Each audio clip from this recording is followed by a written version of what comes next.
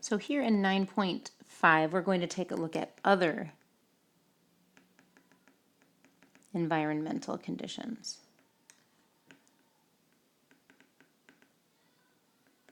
that affect growth.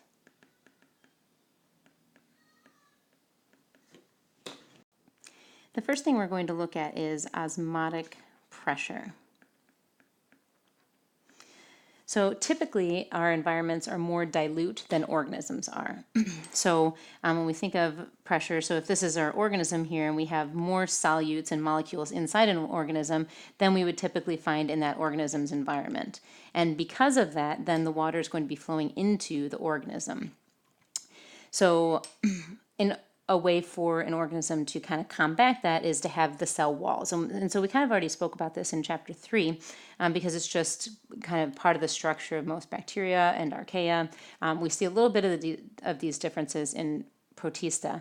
But in bacteria and archaea, for sure, we have cell walls. So that's what's going to help with osmotic pressure in this type of environment. So the environment is usually dilute. And so then our water will flow in. And so then we have cell walls to help the cell from bursting. Right? Because if it was something like a red blood cell in us, then we don't have cell walls, and so this would just burst because so much water would flow in, the plasma membrane wouldn't be able to hold it, and it would burst. But we remember that bacteria and archaea have cell walls around them, and so then they won't burst. They'll push out against those cell walls, but the cell walls make sure that they stay living. So if we are in a situation where there is high osmotic pressure, conversely, so in this case, what we have is the organism, as it typically would have lots of things in it, but if it finds itself in a situation that has a whole lot more solutes and things outside of the cell, then what we're going to see is water flowing the opposite direction, right? So water is going to be flowing out of the cell. When that happens, the cell wall is not going to be able to protect it. Remember, we have what's called plasmolysis, where the cell is going to shrink in, even though it's still attached to the cell, or the plasma membrane rather, is going to shrink in. It'll still be attached to the cell wall in places, but it will cause cell death. So osmotic pressure, in this case, we're going to see water flowing out. Water flows out. And then what we have is plasmolysis. So plasmolysis is when that cell wall is going to, or not cell wall, the plasma membrane. Plasma membrane shrinks away from the cell wall.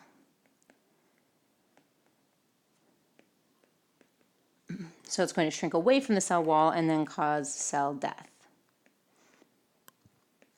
So that is what would typically happen. And so we actually use these properties. So for example, in salting fish, right? So before refrigeration, people would use things like salting, or also called curing by salt. There are different types of curing, but curing by salt, salting fish, and this was a way to kill bacteria, kill pathogens, because at that time they didn't have refrigeration to stop or decrease or kill organisms. And so they would maintain a high salt environment. A high salt environment. And by maintaining a high salt environment, then we are going to see cell death because the cells are going to have less solutes inside of them than this super high concentrate of salt on the fish, for example, or anything else. We also see this in, for example, in jellies and in jams.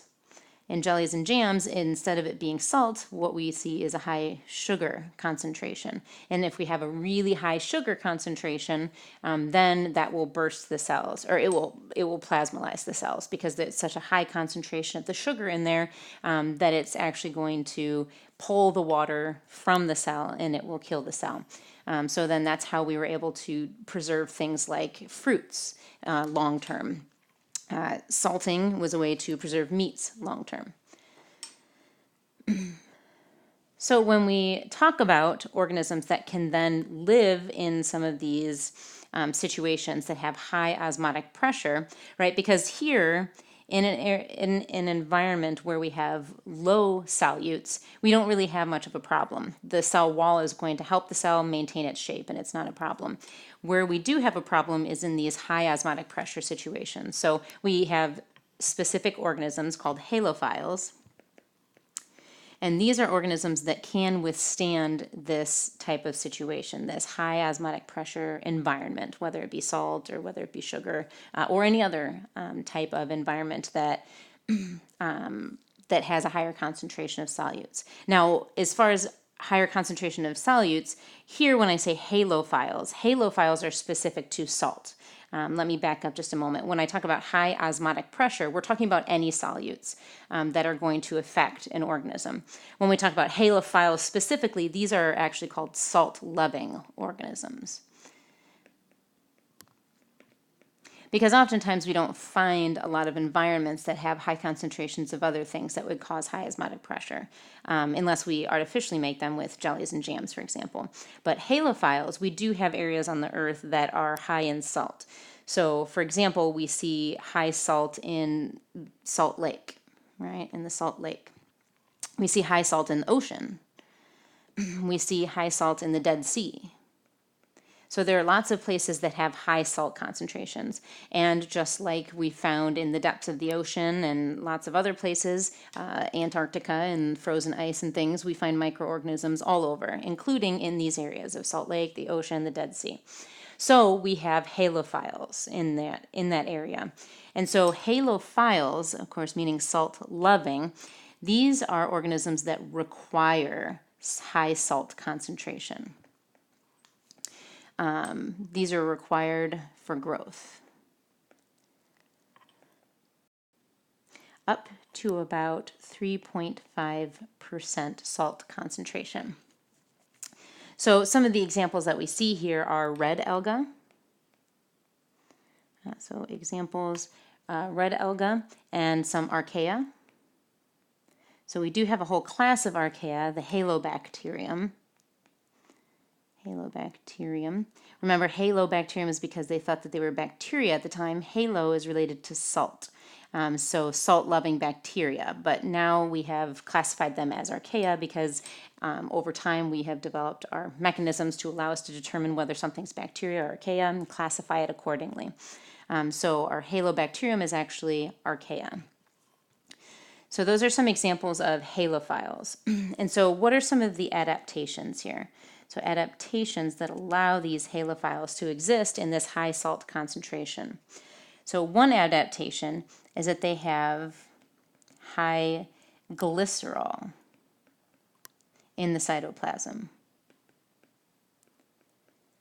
So glycerol, as we mentioned in a previous section, does not behave the same as water does. And so what it does is it's going to allow cells to withstand this high salt concentration. So it's not going to be losing water to the exterior because it doesn't have much of a water interior because it has high glycerol in the interior that it can utilize similar to a way it would utilize water.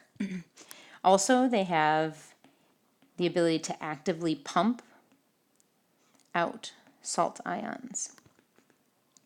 So they actually have pumps that are built in, part of their DNA, that actively pump out the salt so that there's not such a high salt concentration. And then, for example, the archaea, the halobacterium, these halobacterium here that we spoke about, what they do is they also will accumulate potassium. So a large amount of potassium and other ions. And what this does, of course, is then it's going to balance out the pressure. So the solutes on the outside of the cell will be closer or more equal to the solutes in the inside of the cell. So instead of having salt in the inside, which might be damaging, instead that acquires a high amount of potassium on the inside or other ions, and then it's going to even out the solute concentration. And then also these organisms have specially designed proteins. So specially designed proteins that actually work best in 1 to 2 molar salt concentrations. So they actually have designed different types of proteins. It's just a similar type of protein that works well in a salt concentration. So now these are for halophiles, which are salt-loving, which means they require a high salt situation. We also have halotolerant organisms. And halotolerant, as the name implies, is that they are tolerant of salt situations. So they do not need high salt concentration, but will survive. So, for example, here, we actually have Halomonas. We also have things like Staph aureus, Bacillus cereus, Vibrio cholera. All of these are halotolerant organisms. So Vibrio cholera is something that can live in salty food. Actually, all of these can live in salty food, which is how we can get them. But also this Halomonas, that's an A, species is something that colonizes our skin. And we actually see these organisms as well on our skin. And our skin is a high salt area. So not high as in, Dead Sea or the Salt Lake type of high, but it's an increased salt concentration. And these organisms are able to withstand that salt. They don't need it, but they can survive it, so they can stay there. But on the other hand, most of our bacteria cannot handle a high salt situation. So any other pathogen that comes along that tries to colonize the surface of our skin and cause infection, if we have an appropriate amount of bacteria living on our skin that are salt-loving, they will outcompete those pathogenic bacteria. Which, as a side, is one of the problems of antibiotic soaps, for example, or antibacterial soaps. Or is a problem with washing our skin too often. If we wash our skin very, very often, our hands, or even taking a shower or a bath every single day, what we're doing is we're washing off all of the bacteria from our skin. And so even if it's not every single cell, our bacteria then have to work on colonizing our skin again. So the bacteria that live on our skin are halotolerant bacteria. These bacteria are helpful bacteria in many ways that we'll talk about in future chapters, but they are going to utilize the nutrients on our skin in order to live. And again, they can live in a halotolerant or in a high salt area.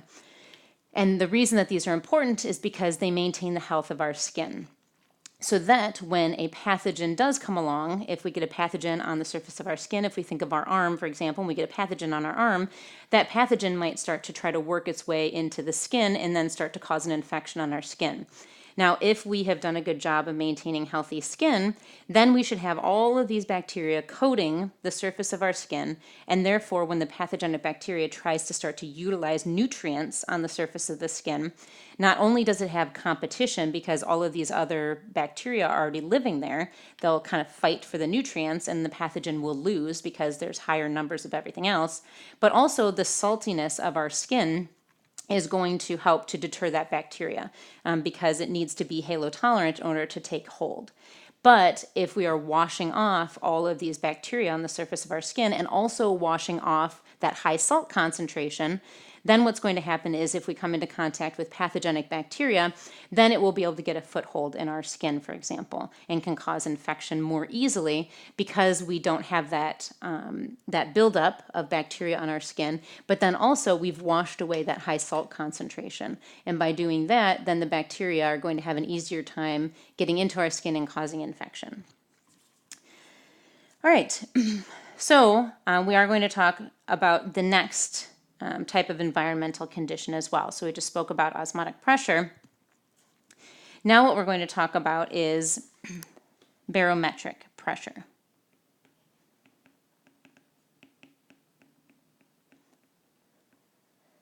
Barometric pressure.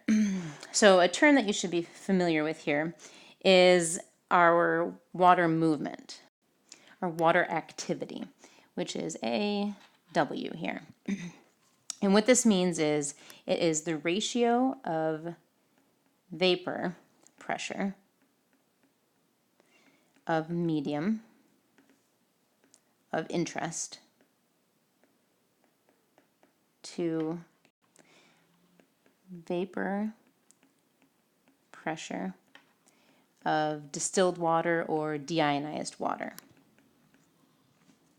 So what this means is that regular water, so deionized water, is equal to 1.0. That's its AW.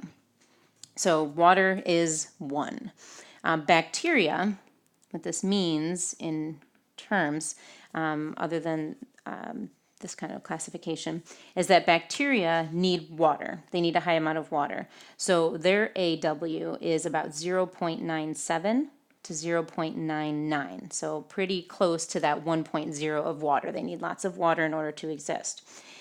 Fungi, on the other hand, has an AW that's lower. So, for example, is about 0.8 to 0.75. What that means is that it needs much less water to exist. So what that means is that if we try to desiccate something, if we use desiccation to dry something out, so for example, jerky is an example of a way that we have tried over time without the use of refrigeration to decrease microbial growth so that something will last longer. A bacteria is going to die because it needs an AW, or a water activity, that's closer to 1. So they will not be able to withstand that. However, we have some things that will be able to last. So if it's not too low, then a fungus can grow on that, for example. Or mold, for example, because that's the type of fungus, will grow on that because it's not a water level that's lower than the fungus can withstand. So this pressure is related to, in some ways, atmospheric pressure, and that's what we're moving to next, is we have a classification of organisms called barophiles. And barophiles are microbes that require, right, because require, the phile means loving, it needs to have it, microbes that require high atmospheric pressure to grow. Now, we do not know much about these organisms. We haven't been able to study these organisms because these are organisms oftentimes that live in the bottom of the ocean. So bottom of the ocean, we've gathered samples, and we know that there are microorganisms living in the bottom of the ocean, but we can't get down there because we can't withstand the pressure at the bottom of the ocean, for example. So we haven't been able to study them. We know they exist just from samples that we've taken, but we don't know much about them at this time. So the next environmental condition that we're going to talk about is light. So for light, we have some terms that we're already familiar with, which are photoautotrophs. Remember, we have our photoautotrophs like cyanobacteria and our green sulfur bacteria that require light in order to make their energy. And then our photoheterotrophs. So, for example, our purple non-sulfur, sulfur bacteria. And we already talked about how light is used by these types of organisms because they go through photosynthesis. Now here's a new term, the PAR, which is our photosynthetically active radiation. So this is the portion of the electromagnetic radiation that is absorbed by phototrophs.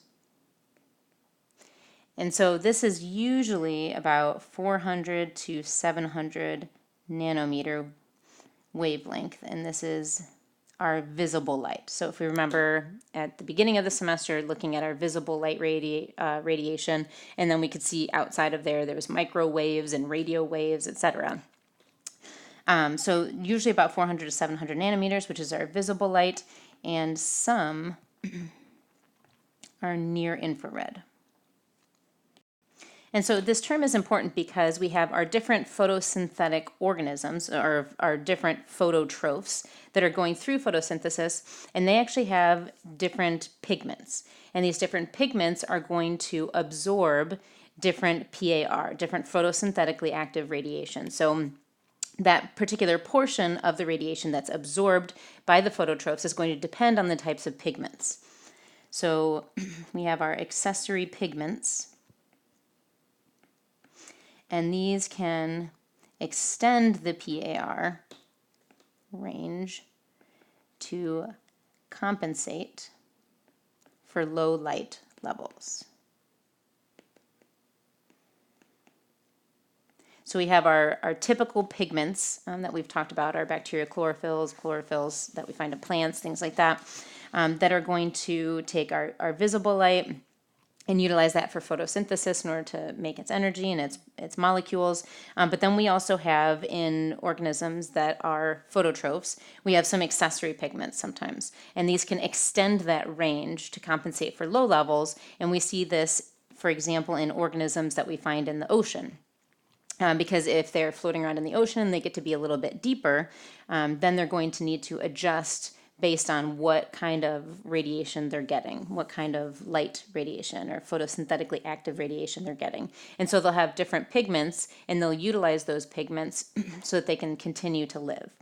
So some examples that we see are fucoxanthin and our phycobilins. Those are two examples of our accessory pigments. And so we can also use light to drive the hydrogen and sodium pumps. So use light to drive hydrogen and sodium pumps. And we see this in halobacteria. And halobacteria, again, we just mentioned, they exist in, remember, halobacteria are not actually bacteria, but archaea. They exist in higher salt concentrations. Since they live in high salt concentrations and they need them, remember, we already talked about pumps that are pumping out salt ions. So we see a lot of halobacteria in liquid areas, so in water areas, and in light areas. So they are going to exist, they utilize the light to actually drive the hydrogen and the sodium pumps. And then they can pump out that sodium because they are utilizing the light and they have the pigments to do that. And the pigments that they use to do that are actually a protein pigment complex called bacteriorhodopsin. All right, so that is it for our other environmental conditions that we're going to look at. Of course, there are lots of environmental conditions, but these are some of the main ones with the largest groups and groups that we have classifications for. So you should be familiar with all of these different types of groups and the different requirements. In 9.6, we're actually going to talk about the different types of media that we can use for growth of these different types of organisms, the different environmental conditions that we need to meet, and the different types of media that we use in order to meet those conditions. Whoops.